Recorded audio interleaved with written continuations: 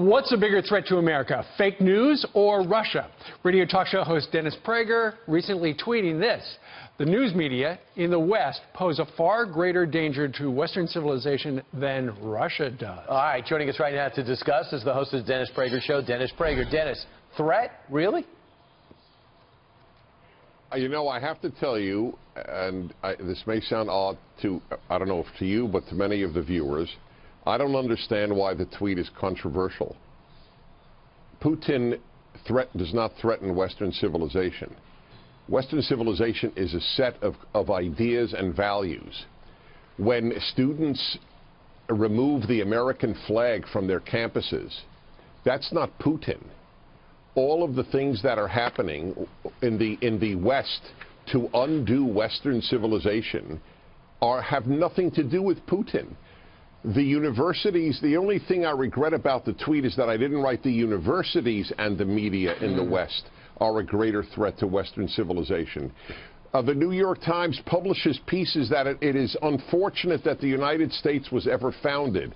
We should have been part of Canada from the beginning. I mean, I don't know why it's controversial. That's what they're teaching.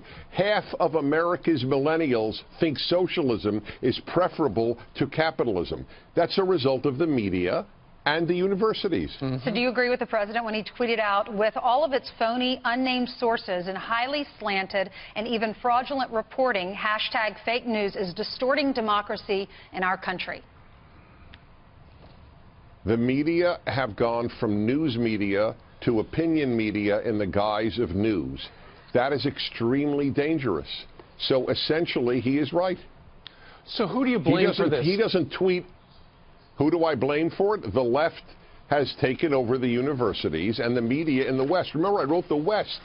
It's true for the BBC. It is true for the major media in Germany.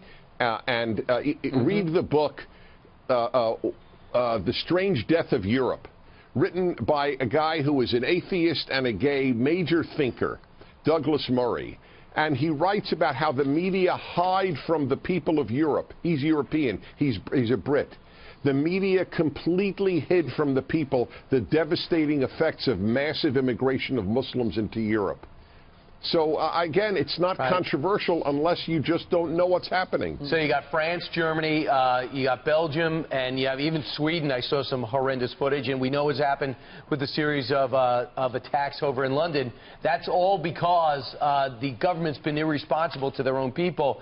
But in the big picture, Dennis, I'm wondering if the president knows the media is against him, he has to play the perfect game.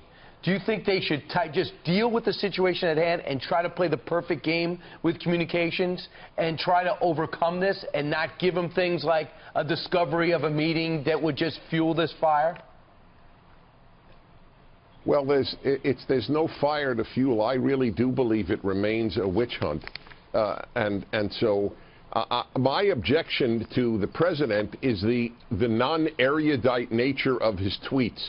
If I were the tweet minister in the cabinet, I would write very different things in a much more sophisticated way. I fully acknowledge that. Sure. And I'm sure some would be listening to Dennis Prager today on the radio. You're teaming up with Adam Carolla. And a moment ago you mentioned you wish you would have mentioned the universities. You and Adam take a look at safe spaces and talk a little bit about how colleges have taken some very bad ideas and ruined them. Well, they've taken good ideas and ruined them. We're making a movie called No Safe Spaces. People could see a trailer, nosafespaces.com, and it's publicly funded because Hollywood obviously wouldn't fund this. Listen, the University of Pennsylvania, just let me give you, there's so many examples, but for whatever reason, this is my favorite. The University of Pennsylvania, an Ivy League college, has a Department of English. For I don't know how long, a major, beautiful mural of William Shakespeare was up at the English department. Okay. For logical reasons, he's the greatest writer of English in history. Sure. They took it down because he was a white male. All right, here's a look at the trailer. We judge people based on racial origin and history of oppression. We call it the progressive stack. I'm Black. I'm Hispanic. I'm Asian. I'm a student at Utopia University. You think that bad ideas now hatching on campus have the potential to infect or influence the entire country, right? Absolutely. As I said, do you know students at campus after campus are voting to remove the American flag because, why? Because they believe it is a symbol of oppression. The world has understood the American flag as a symbol of liberty. When the American flag shows up in your country, overwhelmingly people thank God for it. And now it's regarded as a symbol of oppression thanks to what the left is doing at the university. Dennis, where can we see your movie? Well, it'll be out next year. It's being made. We're still making it. So okay.